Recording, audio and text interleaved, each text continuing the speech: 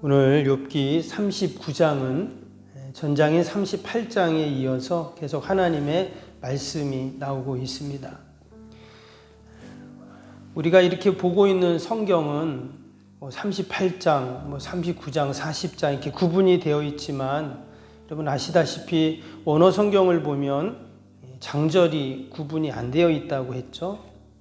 그러니까 계속 하나님의 말씀이 이어서 계속 이어지고 있는 것입니다. 이 성경의 장절은 아주 후대에 학자들이 이 성경을 읽을 때 그 내용을 쉽게 이해할 수 있도록 이제 구분한 겁니다. 원래는 장절이 없습니다. 그러니까 이제 41장까지 그냥 통으로 하나님이 계속 지금 말씀을 하고 있는 것입니다. 지금까지 앞에 나왔던 욥의 이야기, 또 욥의 친구들의 이야기, 또 엘리후의 이야기, 이것도 중요하지만 욥기의 하이라이트는 38장에서 41장까지라고 했습니다. 왜냐하면 하나님이 직접 나타나셔서 말씀하시기 때문입니다. 인간이 100마디 하고 1000마디 하는 것보다 여러분 하나님의 한마디와 비교할 수가 없죠. 하나님은 말씀 한마디로 이 세상을 만드셨습니다. 빛이 있으라 하니까 빛이 있었죠. 바다가 있으라 그러면 바다가 있는 겁니다. 하나님의 말씀에는 이처럼 능력이 있고 결국 하나님 말씀이 답이고 또 하나님 말씀이 여러분 생명 있는 줄로 믿습니다. 그래서 우리가 오늘도 하나님의 말씀만을 붙잡는다면 그것이 소망입니다. 어떤 환난, 어떤 고난이 있어도 우리가 말씀만 붙잡고 있다면 결국은 여러분 다 이길 줄로 믿습니다. 오늘 이 39장 우리가 다 읽진 않았는데요. 이렇게 말씀을 읽으면서 이렇게 느끼는 게 있습니다. 우리 마음에 와닿는 게 있어요. 이 말씀이 결코 딱딱한 교리나 또는 사상이나 또 지식을 우리에게 전달하고자 하는 것이 아니다 하는 거예요. 지금 하나님이 지금 하시는 말씀인데요. 이 말씀이 약간 질문 형식으로 지금 되어 있잖아요. 1절도 보시면 뭐라고 지금 말합니까? 산염소가 새끼 치는 때를 내가 아느냐? 이게 지금 물어보고 있어요. 암사슴이 새끼 낳는 것을 내가 본 적이 있느냐? 그것이 몇 달 만에 만삭되는지 아느냐? 그 낳을 때를 아느냐?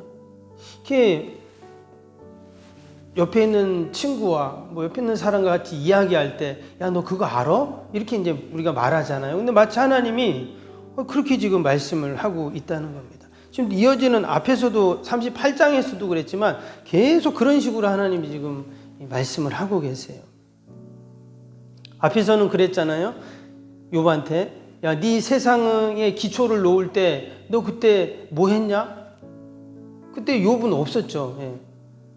너 내가 세상을 이처럼 다 다스리고 운행하고 섭리하는데 너 그거 아냐? 몰랐죠. 네가 한번 그러면 이 세상을 한번 좀 어떻게 움직여보고 운행해 볼래? 아니, 못하죠 그거는. 그래서 하나님께서 그 욥을 철저하게 그 욥의 무지와 또 욥의 무능과 그런 존재임을 말씀을 하시고 있습니다. 하나님이 욥에게 그 질문을 지금 계속 하시는 이유는 욥에게 답을 찾아보라는 거예요. 야, 너 이거 아니? 또 이거 이런데 어떻게 생각하니? 하면서 그럼 욥은 그 질문을 받았으니까 그 답을 찾으려고 하겠죠. 그 과정 가운데 자기 자신을 철저하게 보게 되는 것입니다. 38장에서는 폭풍우 또 눈, 비 이런 자연 현상에 대한 말씀들이 이제 많이 언급이 됐는데 오늘 이 39장에서는요 특별히 동물들이 나옵니다. 그 1절에도 보니까 산염소가 나왔잖아요. 또 암사슴이 나오고 그 새끼들이 나오고 또 5절에 보시면 들나귀가 나옵니다. 또 뒤에 보면 타조도 나오고 매도 나오고 독수리도 나오고 이런 짐승들이 쭉 나와요. 그런데 이 짐승들의 특징이 뭐였냐면 집에서 키우는 가축이 아니다 하는 거예요. 들에 있는 소나 염소나 또는 매, 독수리 이런 거는 이 키우는 동물이 아니잖아요. 키우기가 힘든 그런 길들이기 힘든 짐승들이죠. 근데 하나님께서 이런 들에 있는 야생 짐승들도 하나님이 다 돌보고 계신다 하는 그런 얘기를 지금 하고 있는 것입니다. 여기에는 여러 가지 의미가 담겨 있어요. 첫 번째는 하나님이 전지전능하신 하나님이다 하는 것을 보여주시는 겁니다. 지금 욥이나 친구들이 이전에 계속 이야기했던 것이 뭐냐면 자신들이 의롭다는 거예요. 자신들의 선함을 계속 이야기했습니다.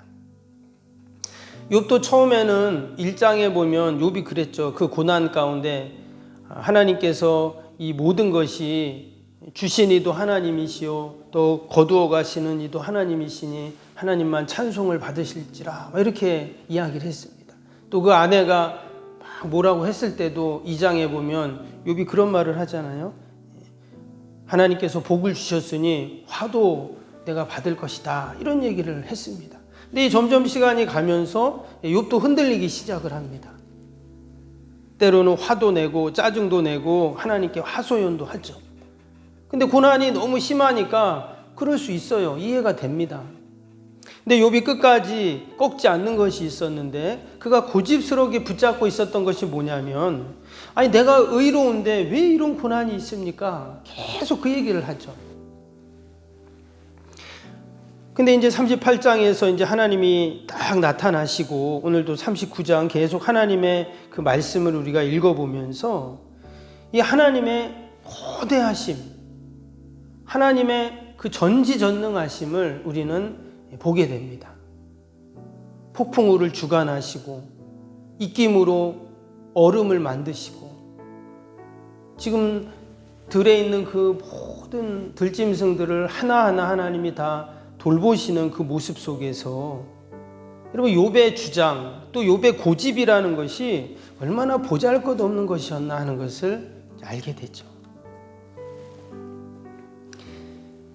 또 하나님께서 세상을 창조하시고 다 운행하시고 섭리하시고 이 돌보시는 하나님께서 결국 이런 얘기를 하시는 이유는 뭐냐면 여러분 욥을 누가 만드셨습니까?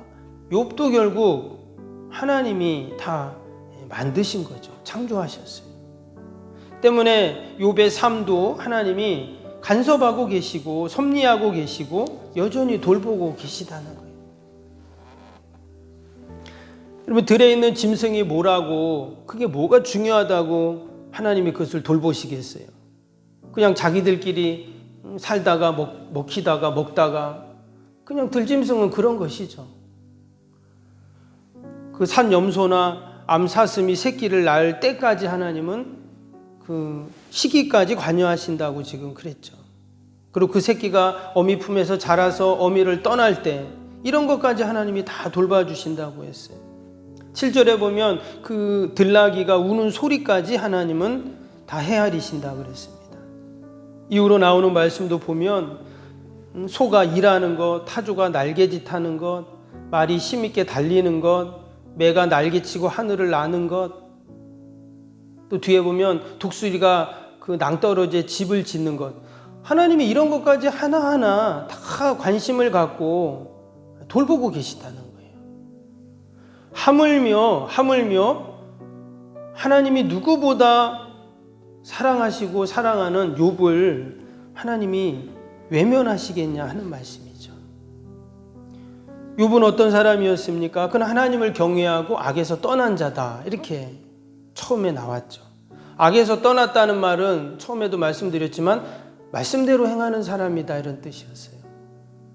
여러분 말씀대로 행하는 사람, 하나님을 경외하는 사람, 들짐승도 돌보시는 하나님이 그런 욥을 그냥 모른 척 하시겠냐는 거예요. 재앙을 주셔가지고 골탕을 먹이겠냐 하는 겁니다. 아니죠. 한마디로 하나님께서는 그 누구보다 욥을 각별히 사랑하시고 돌보고 계십니다. 근데 이제 욥은 친구들도 마찬가지고요. 한 가지 착각을 하는 것이 있었어요. 이게 뭐냐? 우리가 하나님에 대해서 많이 안다라는 착각을 하고 있었어요. 실제로 그들은 하나님을 잘 모르고 있었습니다. 그래서 아무리 온전하고 정직하고 하나님을 경외하고 악에서 떠난 자라고 할지라도 하나님을 모르고 말씀을 없으면 엉뚱한 곳에서 늘 답을 찾고 있는 것이죠. 우리가 지금 이 욥기를 읽는 이유도 여기에 있습니다. 여러분, 우리가 욥기를 읽으면서 욥의 모습이 내 모습일 수 있어요. 우리는 욥을 통해서 내 모습을 봐야 합니다. 그 친구들을 보면서 나를 또 봐야 하고. 그래서 우리는 늘 하나님 앞에서 100% 죄인입니다. 하나님 100% 옳으십니다. 라는 이런 신앙 고백으로 우리가 살아야 할 줄로 믿습니다. 욥이 참 훌륭한 것은 뭐냐면 이제 하나님 말씀이 끝나겠죠. 41장 계속 하나님 말씀하시지만 말씀이 다 끝납니다. 끝나면 마지막 42장에서 어떻게 하는가? 그 철저히 그가 자신을 바라본다는 거예요. 당연히 자기가 죄인임을 고백하겠죠. 근데 그보다 앞서서 그는 하나님의 말씀에 경청을 하고 있습니다. 어제 38장에서도 마찬가지고 오늘 39장에도 보면 하나님이 끊임없이 마치 쏟아 붓듯 욥에게 계속 질문하고 말씀하시고 질문하고 말씀하세요. 근데 이전에 욥의 반응을 보면 그 욥의 친구들이 이야기할 때 욥이 어떻게 했죠? 친구들이 한마디 하면 사실 욥은 2마디, 3마디 했거든요. 그래서 이제 하나님이 탁 나타나시면 아마 욥도 할 말이 너무나 많았을 거예요. 하나님 만나기만 해봐라. 내가 그동안 이 힘들었던 거, 이 억울했던 거 내가 다 말하겠다. 이러고는 마치 잔뜩 하나님을 기다리고 있었던 욥의 모습인데 하나님이 딱 나타나셔서 말씀하실 때는 아무 말도 없어요.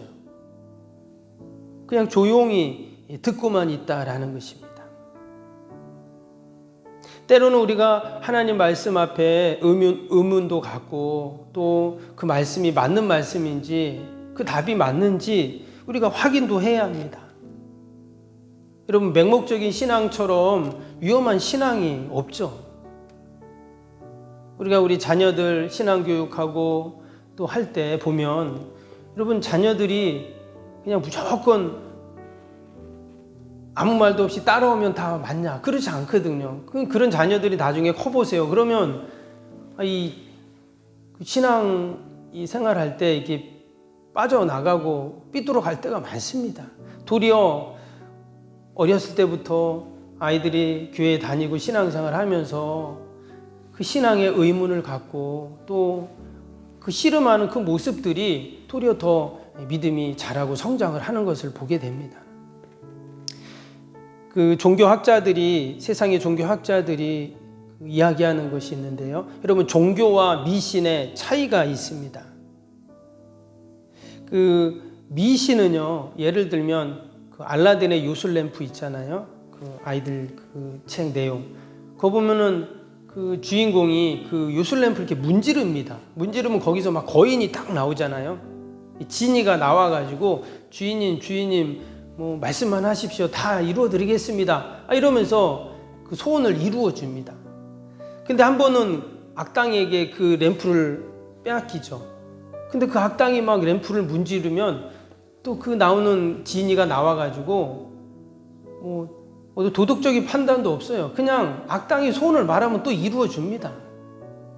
무슨 말이냐면, 이런 미신의 핵심이라는 게 뭐냐면 자기가 원하는 대로, 자기가 조종하는 대로 이루어진다는 거예요. 미신은 다 그렇습니다. 근데 우리 종교, 특히 기독교는 어떻습니까? 우리는 절대자가 있죠. 그리고 그 절대자 앞에 우리가 순종하는 것이 종교입니다. 우리 기독교 신앙은 더욱더 그렇죠. 근데 때로 우리가 마치 미신처럼 내가 하나님을 조종하려고 하는 그런 룰을 범할 때가 있다는 거예요.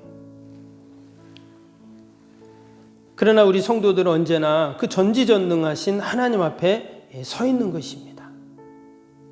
하나님은 당신의 자녀이고 또 백성인 우리들을 하나님은 외면치 않으시고 언제나 눈동자같이 지키시고 또 보호하시고 또 선하게 인도하시는 하나님이신 줄로 믿습니다. 욥이 하나님을 딱 만났을 때 하나님의 말씀들을 들으면서 이제 그것을 하나하나 이제 깨달아 가는 것이죠. 하나님을 만나기 전에는 그도 할 말이 참 많고 또 자신의 의를 끝까지 고집을 했어요. 그런데 정말 하나님의 말씀을 들어보고 정말 하나님을 만나보고 해보니까 자기 자신을 온전히 들여다보게 된 것입니다.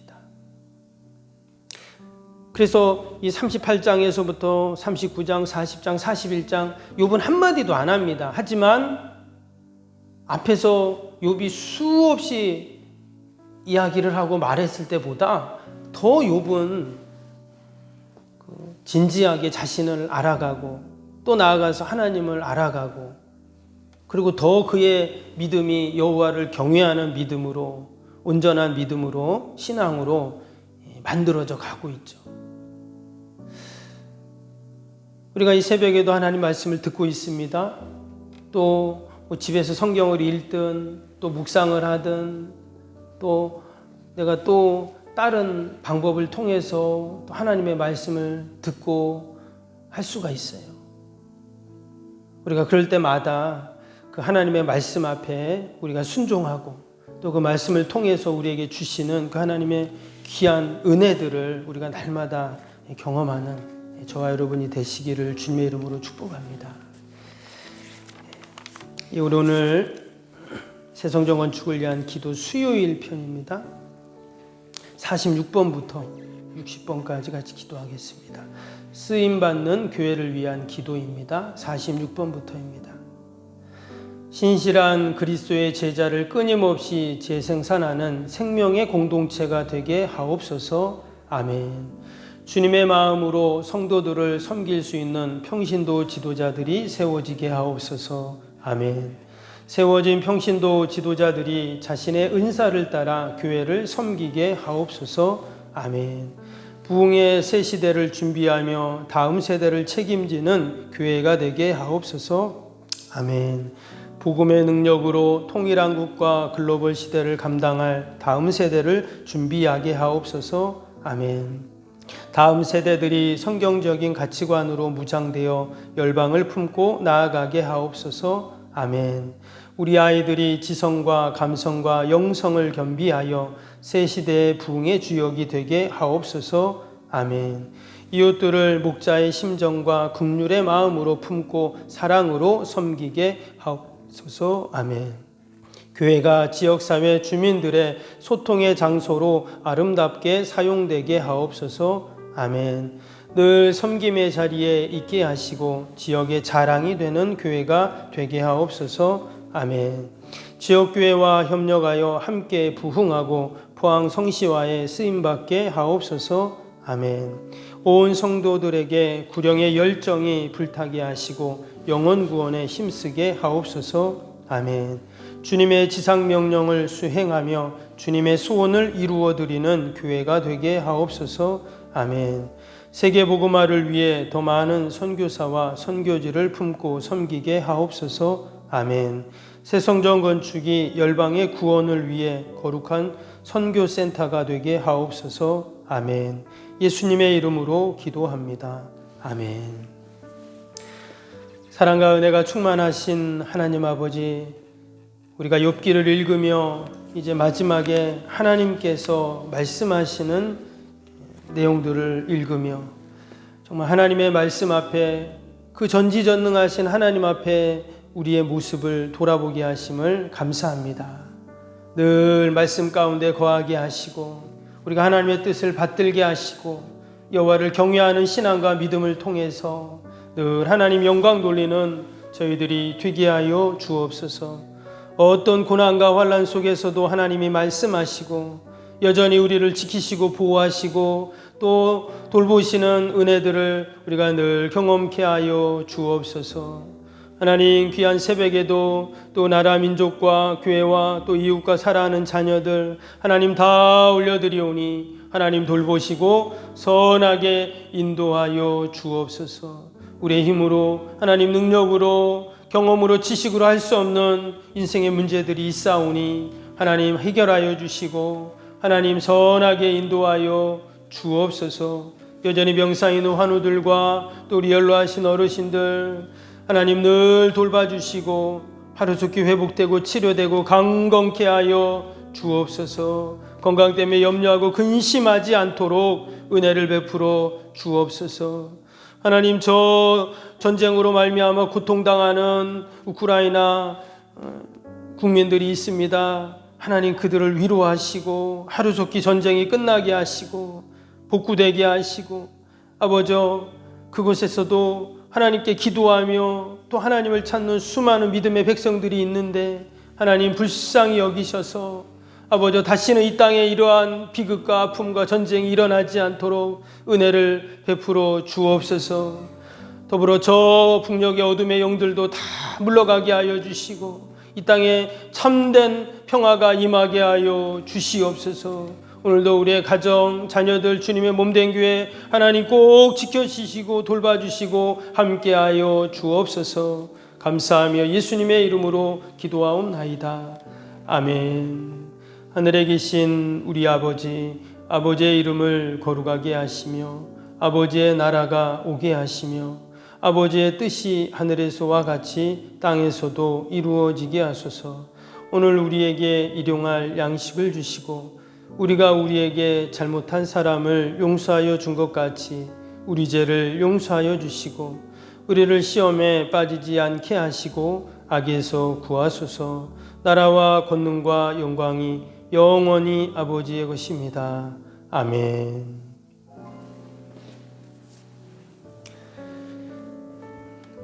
사랑과 은혜가 충만하신